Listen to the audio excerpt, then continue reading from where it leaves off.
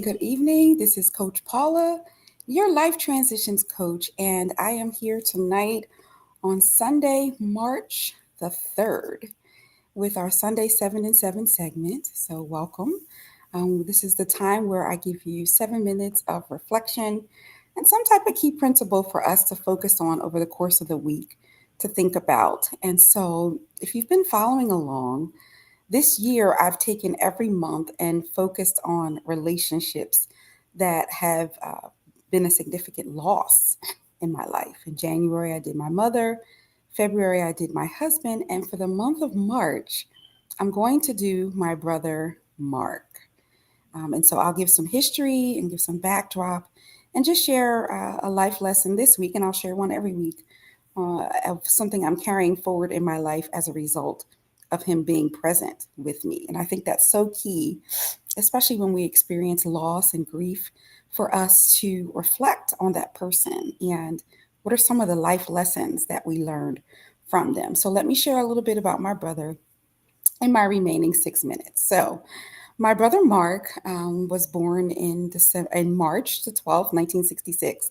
He was 4 years older than me, and he passed away a week before his high school graduation in June of 1985. I was 15 and he was 19. And so, if I can just kind of give some backdrop, and then I'll go into one of the key stories that I want to share this week.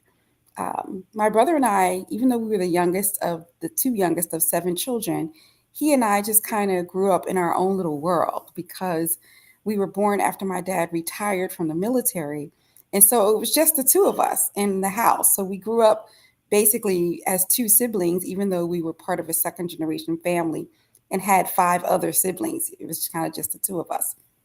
And so, just growing up, my brother was my everything. He was who I spent the majority of my time with. He was who, influenced me the most. Like, he was kind of like my everything. And so, um, needless to say, I could talk about my brother for days, but I'm going to keep within my time frame.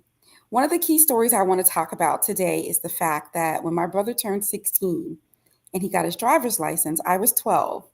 And my brother was committed to making sure that I learned how to drive as well. And so, literally, he taught me how to drive. And so, my mom would send him out on, you know how your kids get a license, and we send them on the market runs. And so, he would go on the market runs for my mom. And so, he'd be in the car and he'd be like, "Come on, little sis, come and go with me." And so, sure enough, he would go, and it would take us forever because he would take me either to a parking lot and kind of teach me how to drive. We started out in the parking lot at the supermarket, and we do little spins and turns and different things. But then eventually he started taking me out on the main road. Now, mind y'all, I'm 12, okay? And he's 16. And he has me behind the wheel driving. And so we started off, like I said, in the parking lot, little small things. But then eventually we got the nerve to step out and go onto the main streets. And so he would be like, turn right here and go left here and keep straight here. And eventually, at some point over time, as I got better as a 12-year-old driver, over time, he took me through some turns and situations where I ended up on I-95, the highway. And I mean, trucks were bearing down on me and cars were flying. So I had to learn how to drive, like with the quickness and how to navigate the highway. And so, sure enough, we would be gone forever. And my mom had no clue. I say all that to say, my brother passed away when I was 15. The legal age in Pennsylvania to get your license is 16. So he passed away before I could legally learn how to drive, but I already knew how to drive. And after my brother passed, there was an incident where my mom took sick. And back then, 911 wasn't what it is now. And so when she took sick, she couldn't really drive herself to the hospital. My dad never had a license and never even knew how to drive. And so I told my mom, come on, I'll drive you to the hospital. Now, my mom was sick and she's looking at me like, she's 15. I know I haven't taught her how to drive. How does she know how to drive? But I'm so sick right now that it really doesn't matter. And so she looked at me and she said, if I get through this, if I live through this, if you don't kill me driving me to the hospital, once I figure this out and I get better, we're going to find out how you know how to drive. So sure enough, I drove my mom to the hospital that day. And so it's always reflective for me to think back to my brother and think about driving because I love to drive. I'm a good driver, and I've been told I drive like a man, which I guess that makes sense because my brother taught me. But I say all that to say, and I'm running low on my time. I say all that to say that my brother taught me a lesson. We talked last week about motives and intent, and sometimes we can be doing the right thing but having the wrong motives. So, in one regard, his motives were good that he wanted to teach his little sister how to drive, but they were bad in the sense that it was illegal to teach me how to drive. But guess what? The fact that he did it and the fact that I got my license even after he was no longer here. Because if I had to wait on my parents to get my license and to learn how to drive, I might still be waiting. I might still be waiting now.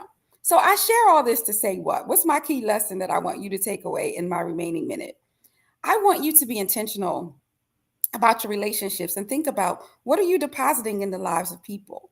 When you're no longer here, this is going to be a lot of legacy talk. When you're no longer here, what lessons, what memories are people carrying forward? What are you depositing in their lives that is long lasting? My brother teaching me how to drive. I'm 54. So I've been driving for a long time, almost 40 years, right? And so well, actually, no, I've been driving for 42 years because I started at 12. Okay. And so, I tell my kids I've been driving a long time. And no, I'm not proud of the fact that I started off illegally, but I started off being the person that who taught me is no longer here. So that's what I want you to focus on this week. I want you to remember my brother, think about us, but I also want you to think about your relationships and think about what are the lasting, indelible marks and memories and lessons and things that you're teaching that you are leaving. And then when you are no longer here, what will you continue to give? Every time I get behind the wheel of a car, I think about my brother. And so, what do you want someone to always be thinking about you every time they do it? What is that legacy that you want to leave? What is that memory that you want to mark? And so, let's think about that this week. Let's be intentional about making it in the lives of the people that we love and that we live with. I hope you have a great week. I hope I've shifted your energy and awakened your potential with what I've shared on tonight.